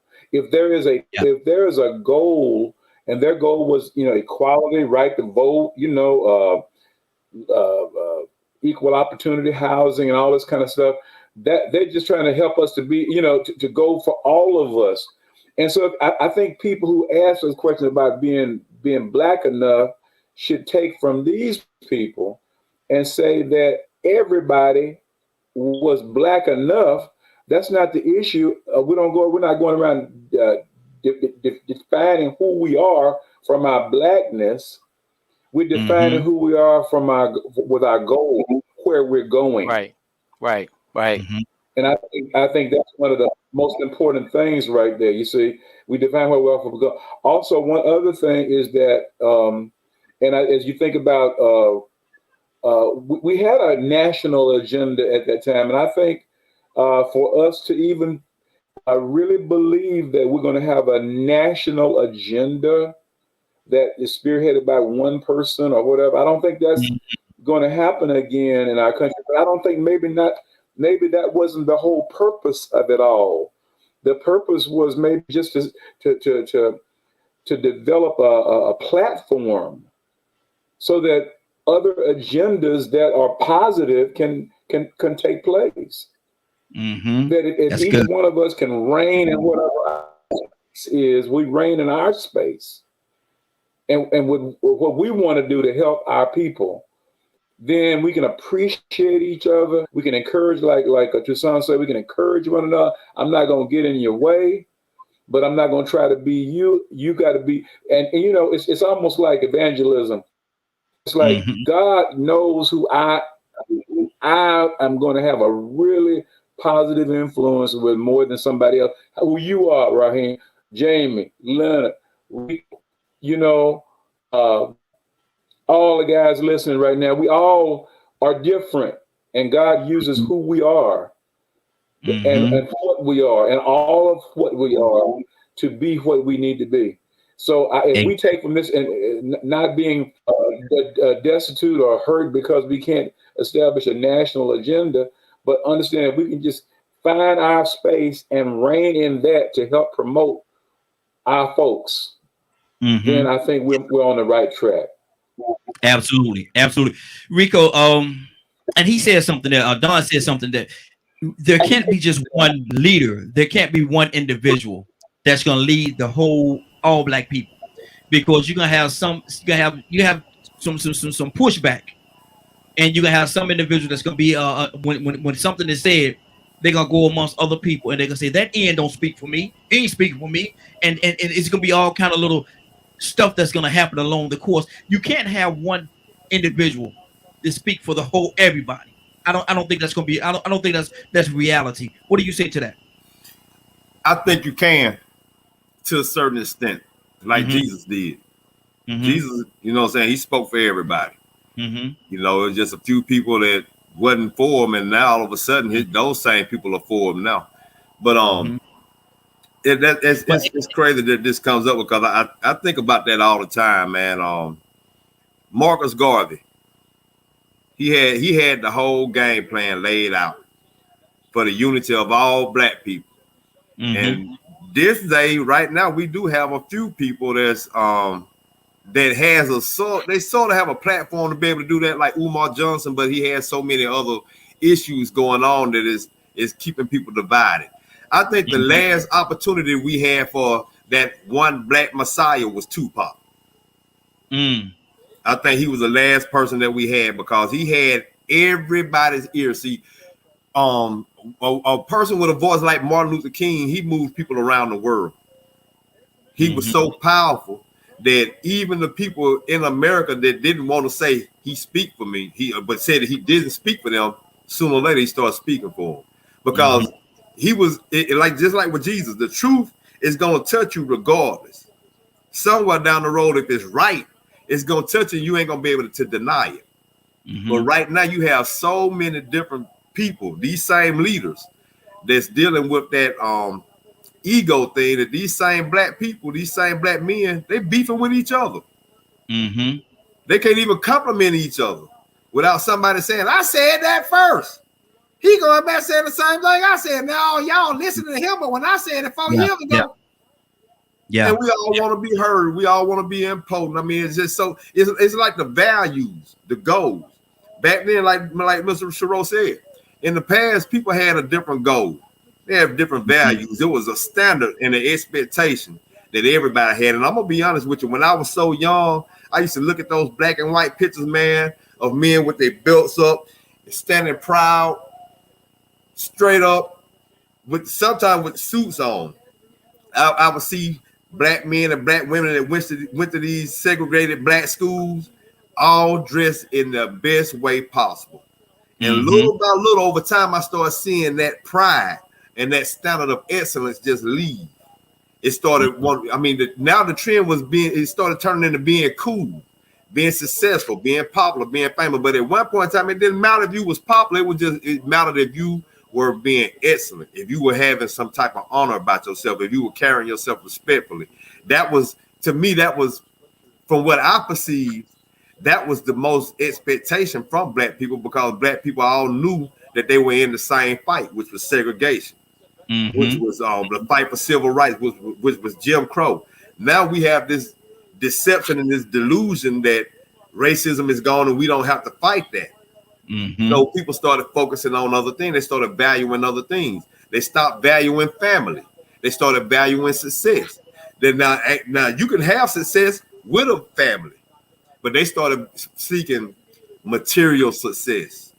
That white picket fence, that American dream became so much of a goal that, you know, we got distracted. And so you look at it now, you wonder, why is it so hard for this platform to get the attention that it should, or some of these other positive platforms? Why is it so much easier for a person to join the Crips than it is for them to join the NAACP or the Muslim? And you want to know why it's so hard? Because the people that's in the Crips that's recruiting them got most quality time with them. So you do have to get down in the streets. You're gonna have to get down in the streets. We're gonna have to get down in the streets and do like Jesus with the winos and the drunks and the shuckers and jivers, even though we hate it, and take some of the backlash. But we got to take an army with us of believers or people that's along with that same path, because excellence and righteousness is always going to overrule. Absolutely, outweigh that bad. Absolutely. And my thing is right here. Even during the time when Martin was out there, when Martin was walking, and he had a lot of a huge part of the community that was with him, but you also had Malcolm at the same time. So you had those two leaders, and the community was really divided between who am I going to follow? Am I going to follow the one that's saying peaceful protest, or am I going to follow the one that says, you know, either you slap me, you're not going to do it again, come and slap the fire out your mouth. And so you had two different ideas of what they were going to do and what they were going to accomplish at that time, two different roles, but the intent was to get to the same place. Jamie, you wanted to say something? Yes, sir, I did. I wanted to comment on something Brother Rico did. He gave an excellent analogy about Jesus. And we all know in the Bible where it speaks of the mind of Christ. You know, we think we have something in the Bible that's totally separate from the world. Napoleon Hill wrote a book. I don't forget the name of it right now, but it was the same thing, the mastermind concept. And it tells the history of the United States when it was falling apart, and how this man pulled all these people together. And they didn't do it because they came together. They did it because they had a concept. It was called a mastermind, which is the mind that's greater than all the minds collectively. Yeah. When we can do that, we can come together as religious leaders. We can bring people from the community, because overall, when we establish the objective, it's going to take a certain mindset to get there, and that's where the mastermind comes in. So I'm like Rico. I know it can be done. I have to believe that. As the quote says, truth forever on the scaffold, wrong forever on the throne, yet behind the scaffold in the dim unknown stands God, keeping watch above his own. If God is on our side, who can be against us? Exactly. The problem is, as the scripture says, when we start seeking God's face rather than sitting here arguing at each other, then we'll be able to move forward. Leonard? Interesting. Appreciate it, brother. Appreciate it. I'm just listening attentively.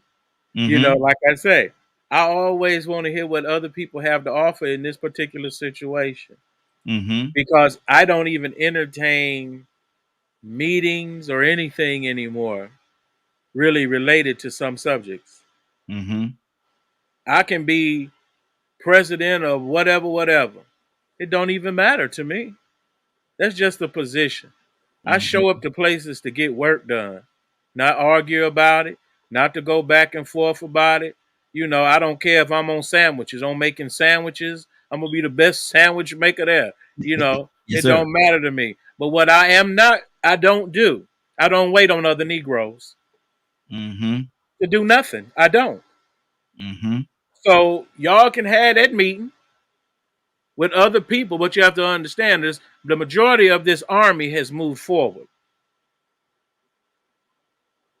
Now, some of you are going to be bringing up the rear. Then that's where you're going to be. But some of us have had orders for some time now.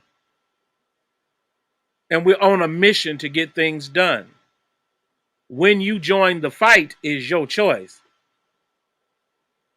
But to say that we this and we ain't, I know some of the most excellent men in the world, and they happen to be black. I've never had I've honored them. I love the matter of fact, we were talking about something before. The Honorable Minister Louis Farrakhan is an accomplished violinist, extremely intelligent man. But I love him the most is because he stood his ground for so long. He stayed true to what he has said for so long. All this notion of every time something changes, you changing with the breeze, I'm not down with that. That's just not my issue. We fight for things, just the ability to pursue life. I'm seeking God's face. I can't wait on you to come to that notion. I can't wait on you to decide that it's better for one to be with one woman raising his own children. I can't wait on you for that. We are individuals. I came into this world this way. I was raised to be a man and to stand alone if I'm right. Now, if you want to join the right fight, fine, we good. But other people have other issues that are not my issues. So I am not the one to have to come all the way to find out why it is you won't make a right decision. That's not me. Now, some brothers are excellent at that. I'm more into the discipline of the matter. Either you're going to do this or you're going to do that.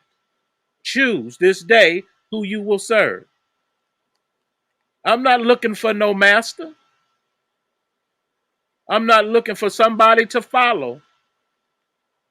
I'm more interested in doing what is right than anything. And it's mostly related to the teachings of Christ. And I understand all, just reading and seeking to study for myself when everybody else was in the street doing whatever the hell they wanted to do. I was studying. I was learning new things, learning about other places I could live and go, and other languages and things of that nature. I never wanted to be sitting somewhere with you looking like a fool with nothing, talking about woe is the Negro. That has just never been my, style. But I know that there are some men, regardless of their color, that have a problem with discipline and being the men that they should be. That's a very individual fight. Hopefully you can find a support group of like-minded individuals to get on the right track. But what we shouldn't do is stall our progress with individuals that refuse to do their best. I used to tell my sons every morning before they got out of the car, always do your best. No one should expect more, nor should they accept any less than the very best that you can do. Because in this world, you're going to find yourself alone. That's where you're going to be, alone. And then the Creator is going to speak to you. And then what are you going to say? To him that knows all, has all power. Then what are you going to say? You going to give him an excuse? All the prophets that have come, all the good men who have come and said a good word, the Honorable Elijah Muhammad, the message, the only proclaimed prophet to the black man, you wouldn't even listen to him, but you black? Name another prophet that is claimed to be the prophet to the black man. Not a one.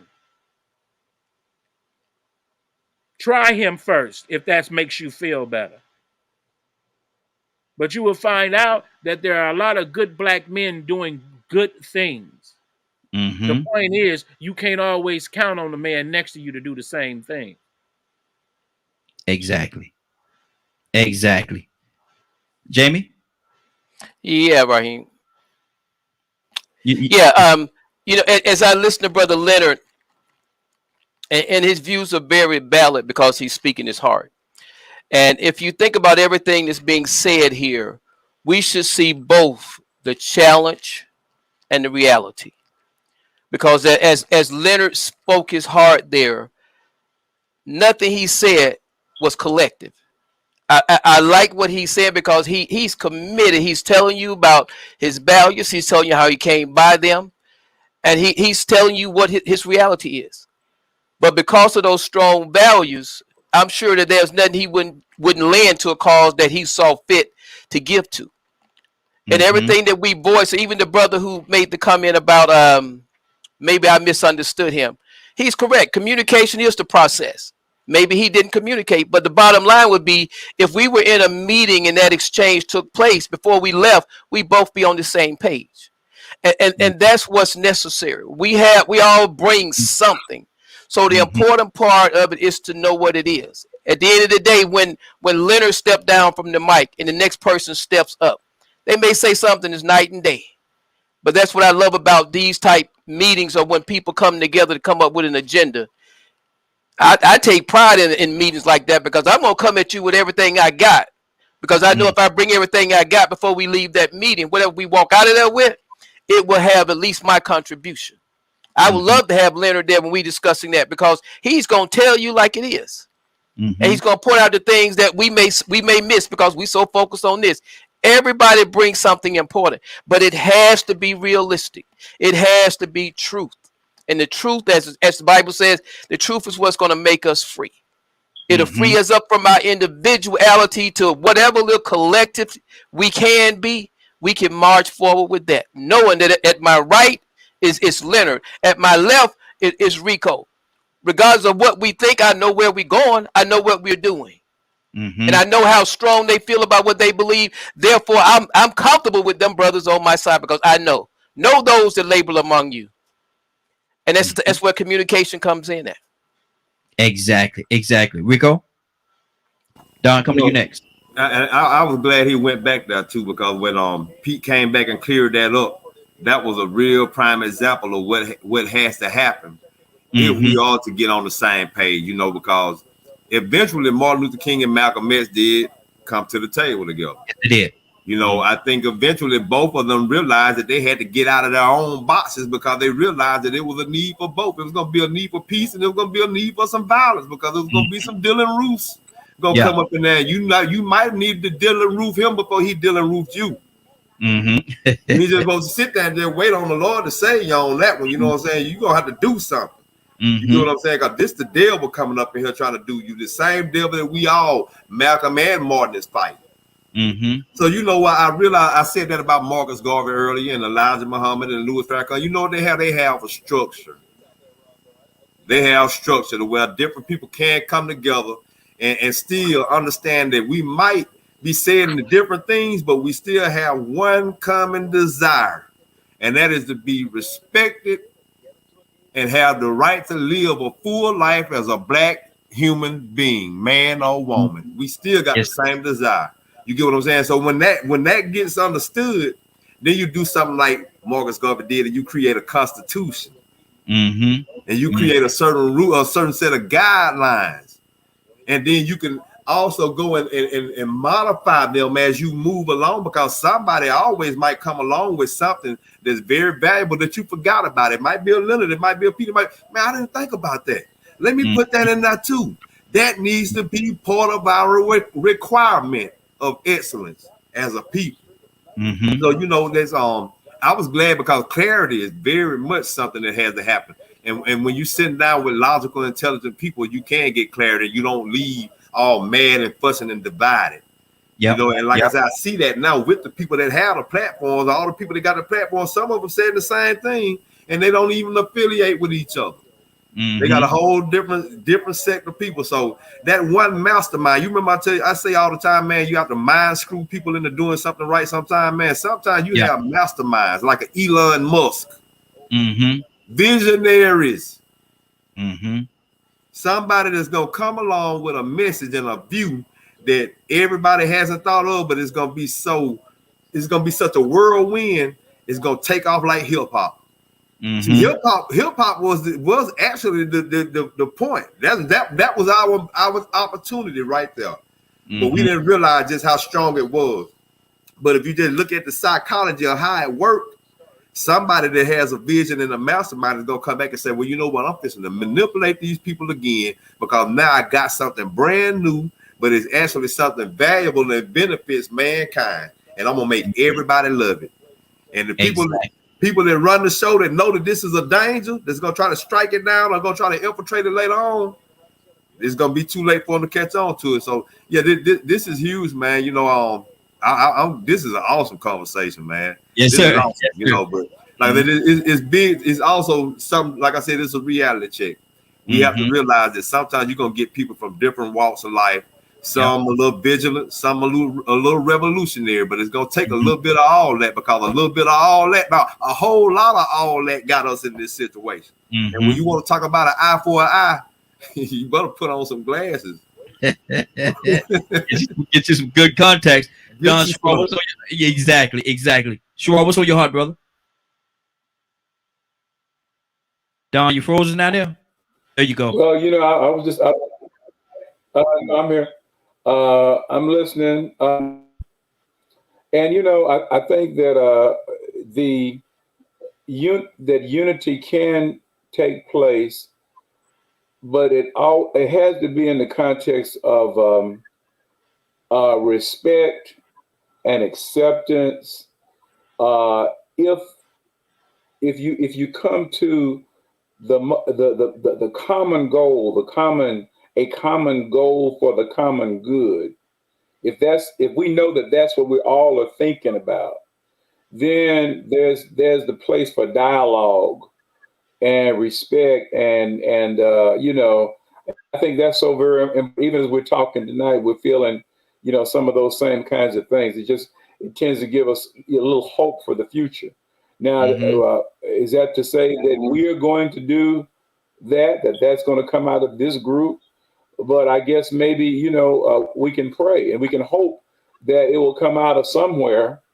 But I think all of us, I may be wrong, but I think all of us, if we knew that there was that kind of situation, a kind of unity, a kind of body that wanted to move forward for the common good, then we wouldn't have any problem, you know, putting our hats in the ring with that, you know.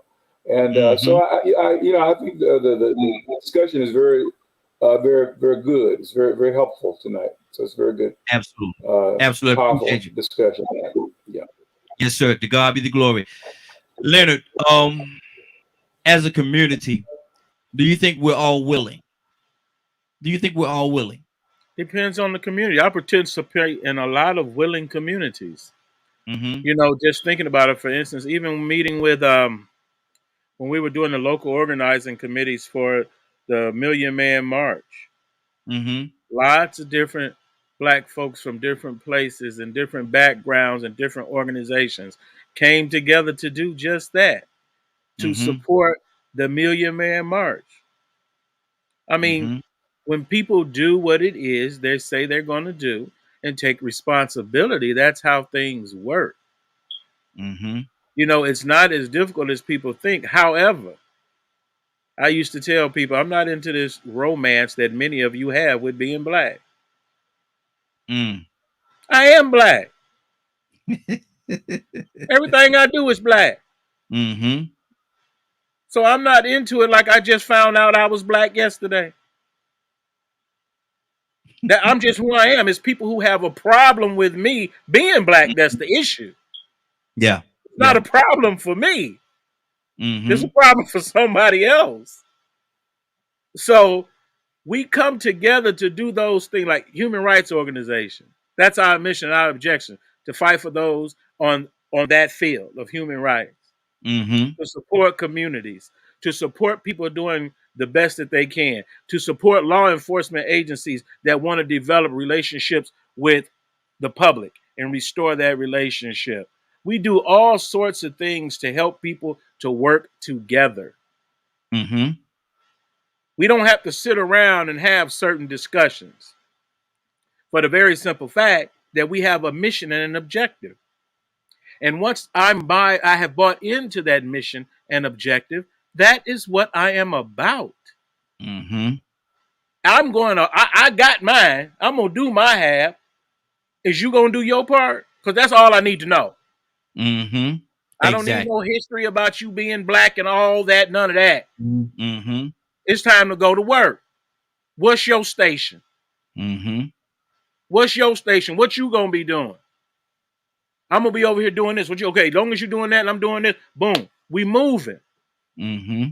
But what we not going to do is sit and try to pull others back. No, you don't need to do that. You don't. Man, I didn't come here for that. I didn't come here because I didn't need your guidance in the first place. Mm-hmm. I came to join into this effort. And this is what you said the mission was. That's why I'm here. Mm-hmm. That's why I want to be a part of it, because I believe it's a righteous mission. We're fighting against people who don't like us because of the color of our skin. That's their issue. Too many of us have made that our issue, and that's why we have so many problems. Because like you say, we, like Rico said, you know, sometimes you get caught up and you want to become and be a part of that group of us that just want to be less than. Mm-hmm. A lot of people make that mistake. And it's a shame that we've lost a generation to that. But all of us wasn't selling dope. Exactly. Exactly. When they were telling that lie about, it was more of us in jail than in college, they were lying then. Mm-hmm. It ain't never been about what all of us was doing. Guess what? I got homies I used to hang with did 10 or 15. And when you get out, guess what? If you ain't changed your life, brother, we still not running together because we're not going the same way. Exactly. But if you have changed your life and you a different person, then yes, we can do this. So, you know, you got a lot of people that say a lot of different things, but I'm more interested in what you gonna do. How are you trying to be a better person? I got a friend, you know, we just laugh and joke and everything, and he was voting for Trump, right? He ain't got nothing. He ain't got nothing. But he was a big Trump supporter. And, you know, he had nerve to say, well, you know, I said, but you sell dope. He said, but I don't sell it all the time. Come on, man. Wow. Come on, man. No, real talk. Wow. Okay, real talk, bro. There are just some people that don't get it. And then when they do get it, they have to decide whether or not they gonna do better. But they give you 100 excuses for something and then expect you to waste your time with them on that. We got to be a little beyond that. We have too many great men before us that have done so much great work that we can't even pretend to act like we don't know better no more. We need cats that's going to step up and handle their business, man. Exactly. Now, Leonard, you say something quite often. You say the enemy of my enemy. Yes, it's my friend. My friend. Yes, sir. Yes, sir. The enemy of my enemy is my friend. Sometimes you just need allies. That's what you need. Sometimes you just need allies. Because see, some guys are sitting, you know, you go with a brother for so long and hang out with a brother, and before you know it, he think y'all so close that he won't share your wife. Never. You never met any? You ain't never met none of them kind of black men? They don't last long, brother. Okay, so we all ain't the same because we black. But we can fight against this enemy and win this war. Exactly. So we can get somewhere and live in peace, live how we want to live, in pursuit of our own happiness. That's good. That's good. Jamie, you wanted to say something, brother? Yeah, I did, sir. I wanted to mention, just throw this sign out behind me here. You know, when I came on, and as you said, Jamie, you got to keep saying you're on the rise. And that's a fact. I wanted to point out two things, Raheem. Someone mentioned Black Lives Matter earlier. And what I saw doing Black Lives Matter, and it wasn't even doing Black Lives Matter, it was during the time my brother was killed, how Black Lives Matters used it as a catalyst for movement, but you saw how quickly that died out. If we're going to do anything, it has to have some purpose to it. It has to have some statement. If you had put a statement with Black Lives Matters, they'd still be out there doing something now. As a matter of fact, they say the people that were leading it weren't even black. They would have had to done something black if we had pushed them at the way they need to be pushing. When you put something out there talking about being black and going a certain direction, you should be moving the people. They should be pushing you so hard to the point you don't have a choice but to keep moving. But I want to mention the rise for a moment, Raheem, if I may. The rise, as I look and gather some information, trying to strategize where I'm going next, I run into the complexity as we pointing out here. We've had some great leaders. I'm looking at people's stuff today, even down to probably like 20 years ago when the Nation of Islam was asking people to donate $5 toward a cause and looking at being able to buy property. When you look at a day like this, if we have been prepping ourselves for something like that, we'd be in a position right now actually to follow through with this transfer of wealth. There's a transfer of wealth going on right now. And if we were actually functioning with some type of structure, bringing some of our resources together, especially with the money that's being thrown in the community, we could actually, as a people, almost rise immediately. And what I mean by rise isn't that we change our situation or circumstances. They be them as they may. It's a mindset. And when we get our minds right, then we'll be able to be right. We'll be able to do right. And when we start getting in that type of righteousness, we'll get the Leonards. We'll get everybody else out there that may somehow look at us and wonder. We'll get those people that are so educated that they're not going to let us pull them down in their mindset. We get those people who are out there that don't believe there's any hope, who might even turn around and change their lifestyle. Mm-hmm. But the reality is it's a challenge. And we have to have something to keep us going. So when you hear me say Jamie Eatman and I'm on the rise, that's my reminder and that's my encouragement to you. And I just pray that somebody asks me, what do you mean by that? Mm-hmm. Then I get a chance to talk to my brother. It ain't about black. It's about progress. And that's the key. We need to rise above our situation, circumstances. Absolutely. Absolutely. Man, I'm gonna tell y'all something, man. This tonight we're supposed to be 4 square conversation. I told y'all at the beginning, sometime the 1 square we just can't get away from it. This has been powerful tonight, man. This has been powerful, and Don Sherrill, talk to me, brother, because I'm really appreciating everything that came forward tonight. Don, hit it one more time. But there you go. I was trying to get off mute. Mm-hmm.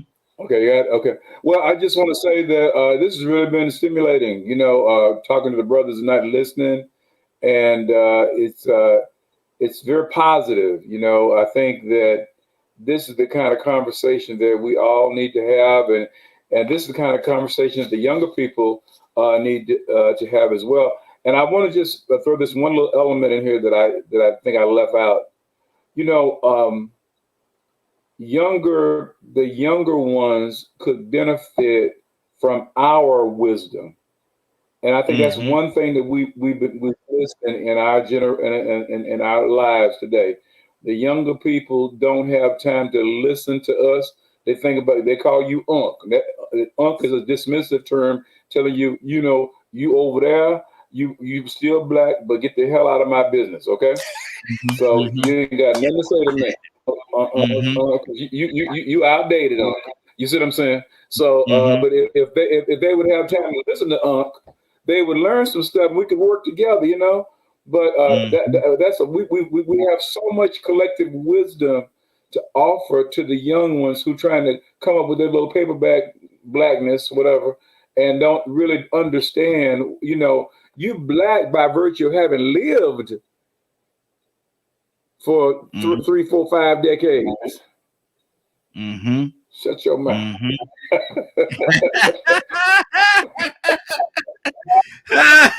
Okay. Love it, man. Hey, look, that was an exclamation point right there. Shut your mouth. That was an exclamation point. And I'm gonna tell you something. One of the squares that we had tonight, we were going to talk about. We're probably gonna talk about it next week if I'm led that way. But what do we really expect from our youth? That was going to be one of the squares that we was going to talk about tonight. What do we really expect from our youth? But Rico, man, this conversation tonight, man, what's your heart?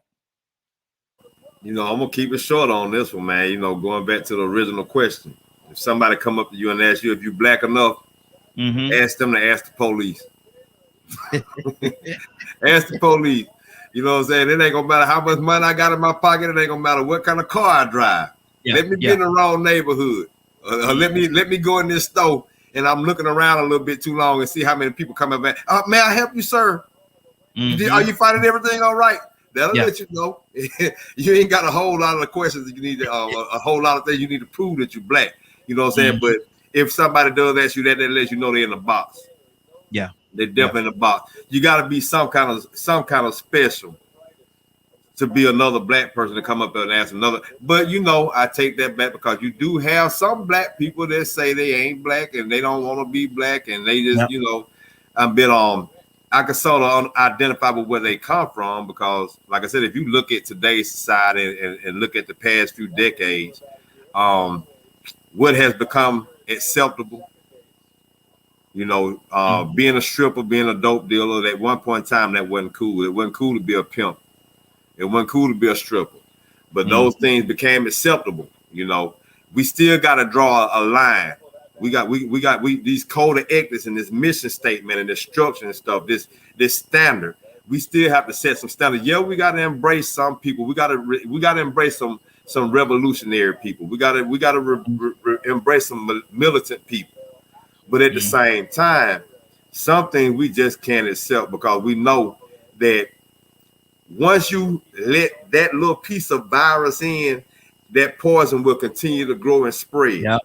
It happens in the church. It happens in everything that you become a part of. The minute you lower your standards and say FORM and become cool with it, even though you were supposed to spell from, then you headed down the wrong road. You can't progress. So we got to set some standards, but we got to be consistent.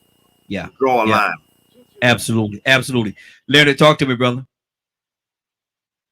Unmute, Leonard. I like what Rico said about, that virus thing. Because strong leadership requires that you stomp out that type of thing. And that you identify it quickly. Because anybody that has led anybody will tell you that. They'll slide in. I remember, when you got a certain title, allow me to go certain places, sit in certain tables. And, we let some brother, I said, well, you can go with me. But you have to understand, this is how you must behave when you go. Keep that gun in the car. Yep. Unless I speak directly to you, don't you say anything. See, there's a protocol to this. And we may have some brothers that are want to be more physical. They always down for a fight. I tell you what, when we get up to some people fighting, you come to the front. That's what you want to do. I'm just saying you come to the front. Then. If you want to throw blows and fight and really scrap, you come up here when it's that time. That's when you come up front. But right now, we're at that stage where we're negotiating and talking about things. I guarantee you there'll be a part for you. Like we say, you may not like my organization. You may not but get in where you fit in. But let it be a righteous fight, a righteous group that you're with, and it's something that you believe in. There's a lot of people that I've known a lot of people in the movement, young and old, that have died doing this simply because it's exhausting. So it almost has to be a part of your religion to strive for something better. That's why it's good to meet people with good religion. Yeah. Because then you know where they're headed, where they're trying to go. You know what to expect. But like Rico say, if I lower my standards, that allows disease to come in. That allows the people who ain't on the same team, they might be just there listening to what you say, going to tell the enemy. And, much respect to the elder, Don Shiro. Like he said, I can sit down and listen to him all day because he's seen things I have not seen. Exactly. I mean, he's experienced things that I have not experienced before. So I like when he says sometimes these young guys, you got all these bright ideas. Sit down and shut up for at least a minute. Just a minute. Yeah. Yeah. But I'm not gonna sit here and tell an 80-year-old man, if he 80 at all, how to live. Mm-hmm. He don't live longer than me. Yeah. Yep. He know how to do it. Mm-hmm. I could be dead tomorrow and be 23. Most of your great leaders that you're talking about were very young. Mm-hmm. Very young. We never know what they may have became had they lived. But they were very young. And they had ideas that were so well formed and put together, they were able to convince other people to follow them Mm-hmm. and to buy into their mission, because they say, this is where we going. This is how we going to get there. We've realized Martin's dream over and above what Martin dreamed. I was going to ask Shiro, because I'm not sure of his age. Did he ever believe that there would be a black president? I'm 50. And I know I believe there would be a black president, but I understand there are some black people that believe that would have never happened. Yeah. Yeah. A lot of them. A lot of them. Mm-hmm. So, Don, what do you say to that? Did you think you'll ever see the day where there was a black president of the United States of America? Don? Well, I believe that there would be a. Yeah, I'm on mute now. I'm off. Should be off now. Can you hear me? Yeah, I hear you. Yes, sir. Yes, sir. I'm off mute. Is it? Okay. Yes, sir. We hear you. I really believe that. I believe there will one day be a black president. I didn't know that it would be in my day, but I believe that there would be a black president. I believe because when I came out of I'm 72. When I came out of grade school, it was the era where the teachers taught us that we could do anything. We could be anything. That was the whole thrust. We could do anything and be anything. I have never felt inferior to white folks because my education, my teachers always taught us that we could be anything and do anything, and we could show them that we could do anything and be anything. So I never did disbelieve that we would not be able to have a black president. I just didn't know it would be in my day, and I'm just so overall behind it. Exactly. Now, Jamie, let me ask you this question. And this question may come across a little comical, but I'm actually kind of serious with this question. How soon do you think? How many more years do you think it would be? And nobody know the absolute answer to this question before we get a dark-skinned black president. Raheem, there's. I would say, I got a little off sense of humor, but I give you your points on that. But in reality, I couldn't care if we had a black president. The reality boils down to this: if it's not about justice, what difference does it make what the person's color is? We've had all this conversation about being black, and we going backwards. To be a president, if someone comes with the knowledge to be in that office, I could see that person getting there. I told someone when Obama was running that I think he had just did a book, something about change. And I told them that because a person comes along with these ideas that represent hope, people will get behind that idea more so than that person. And lo and behold, he won. So, but whoever wins, we need to look at what just happened here with this Biden and Harris. We literally got them in there because they are black. I don't care what none of y'all say. It don't make a difference to me. But now that they are in there, if you look closely at what's going on, it ain't much different than Trump. I'm not big on politics, but I'm big on righteousness. If you lie to me, I'm going to call you a liar. If you cheat me, I'm going to call you a cheater. So with all that in mind, I could care less about what color the individual was, as long as they do the job that need to be done. Okay, we got some feedback coming from somebody online, but Rico, same question. Then we're gonna do our closing remarks. How long do you think it's gonna be, Rico? And like I said, nobody know the absolute answer to this. Comical as the question may sound, before we get a dark-skinned black president. I'm with Shiro. I always felt like we would have a black president, but I didn't even think it would be in my lifetime. So that's why I shed those tears, because I know my grandmama was able to see it. Now, when you start speaking about a dark-skinned one, my complexion or darker, Kim Jong Un will come over here and be president first. I ain't like we have a Mexican president before they get a dark skin. Because I mean, and it's sad, but it's deep rooted that dark melanated man and woman that is a deep rooted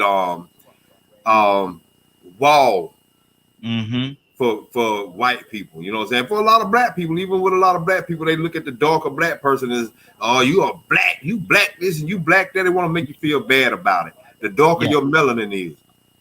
So man, that would be a heck of a fight, man. That would be a hard fight for that person to be accepted and embraced by the United States population. But it's something about a person that can motivate the mind and the heart.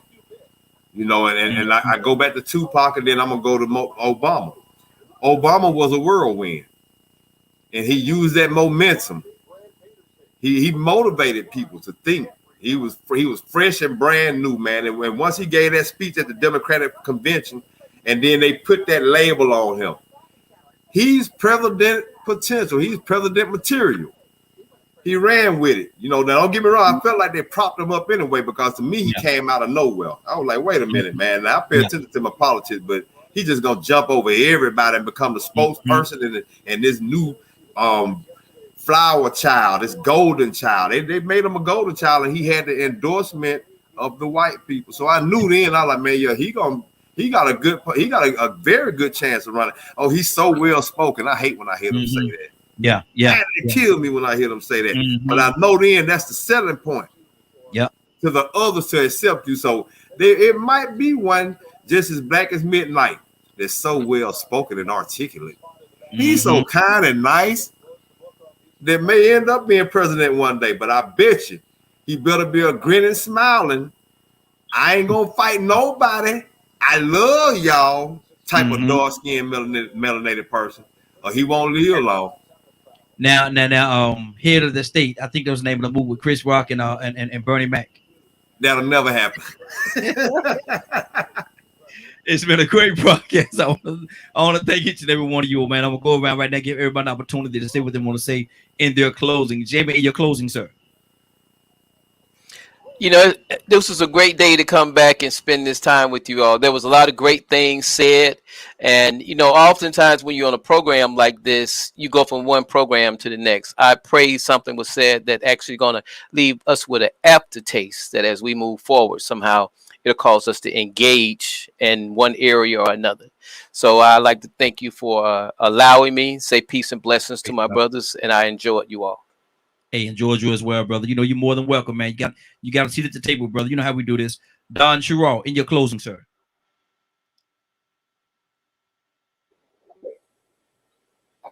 So glad to be a part of our time tonight, and it's been inspiring, uplifting, and we pray also that it has touched somebody's life. It's definitely touched mine tonight. Absolutely. Good. Yeah. Thank you as well, sir. Thank you as well. Rico. I'm gonna say it like I said earlier, man. If anybody come to you and ask you if you're black enough, you know what I'm saying, tell them that you're gonna run a stop sign, or that and to see what happened when the police pull you out the car, man. I mean, now this was a good topic, man. You know, don't put yourself in a box. Like I said, I always felt very uncomfortable when I heard those type of questions or comments. What is black enough? What is acting white? Or what is acting humane, respectful, and intelligent? What is acting honorable? And, you know, I mean, you can't put a color on respect. You shouldn't put a color on respect. You shouldn't put a color on excellence. But for those that do, you might need to try to avoid them. Exactly. Caballero, in your closing, sir. Hey, man, it's been great as usual. Glad to be back on Real Men Being Men. Thank you, everyone, for all the prayers and everything. It's been awesome. But I like my verse this morning, what came from Proverbs, and it just happens to be Proverbs 1:8-9. My son, hear the instruction of thy father, and forsake not the law of thy mother, for they shall be an ornament of grace unto thy head, and chains about thy neck. And what that means is you would do very well to listen to not only your parents, but elders with wisdom. It'll Mm-hmm. show that you got some sense, that Come on. somebody taught you something. That you know how Mm. they say you can tell when you came from a home if you had manners or not. These are Mm-hmm. the things that are missing and what keeps this quote unity that you all talk about from happening. It's Mm-hmm. because one, we have to respect the fact that everyone is not on the same page. Yes, sir. Everyone is not going to just go along with the program. So we Mm. must search out and make sure we continue to elevate those that show that they know what's going on. They got some wisdom. Get behind these candidates. We shouldn't even be looking for nobody, regardless of their skin color. I tell you what, turn all that off and listen to the message. Come on. Listen to the message. Yeah, you might not agree that they call him Jesus, but listen to the message. Mm-hmm. Are you listening to what the person is saying, what they are committing to, what they going to do for people like you? That's what's most important. Like my brother Jamie said, justice. That's our issue. We want that justice, and we're going to have to fight for that justice to get it. And we're going to have to fight together. Absolutely. Absolutely. Jamie, coming back to you, brother. Can I get you to pray us out tonight? Yes, sir. Yes, sir. Let us meditate on the Lord. Most Holy Father, we thank you, Lord. Father, we just thank you that we were allowed to come together. We thank you for the spirit of agreement, even in the things we said that may have sounded different, Lord. We just thank you for the harmony, the unity. And Father, we just pray that you give us the wisdom, the knowledge, the understanding and revelation that the things we've spoken of, that we are indeed get behind those causes. And we know that they shall become a reality, Lord, because you're on our side. And Father, as we leave here, let us take something that has been said and done. Let it reside in our hearts, our minds, and our spirits. Let it lead us into a productive, more productive life, and give us a testimony, a word of encouragement to those we may encounter. And we just give you honor and glory in all things. Thy will be done. In Jesus' name we pray. Amen. Amen. Amen. Been a great broadcast. I want to thank everybody for joining us. And more than that, I want to thank you for allowing DKM Media Group and Associates and Real Men Being Men for being a part of your evening. It is now 10:02. You're about to exit Real Men Being Men. But before you go, I want you to do me two favors, if you will. One, I want you to continue to pray for us because we're certainly praying for each and every one of you. Number two, why this is real simple. I want you to go out there, find somebody, and give them a hug because you never know. It could be the only hug that they get, or it could very well be their last. Love you, and ain't nothing you can do about it. Have a great day and a better tomorrow. We shine some of this light on you from Real Men Being Men. Take it out there into this wicked and cruel world that we live in and let your light so shine. Get an opportunity, give somebody some love. You just might find some love in return. Won't that be a beautiful thing? Have a great evening. Talk to you soon. Stay blessed.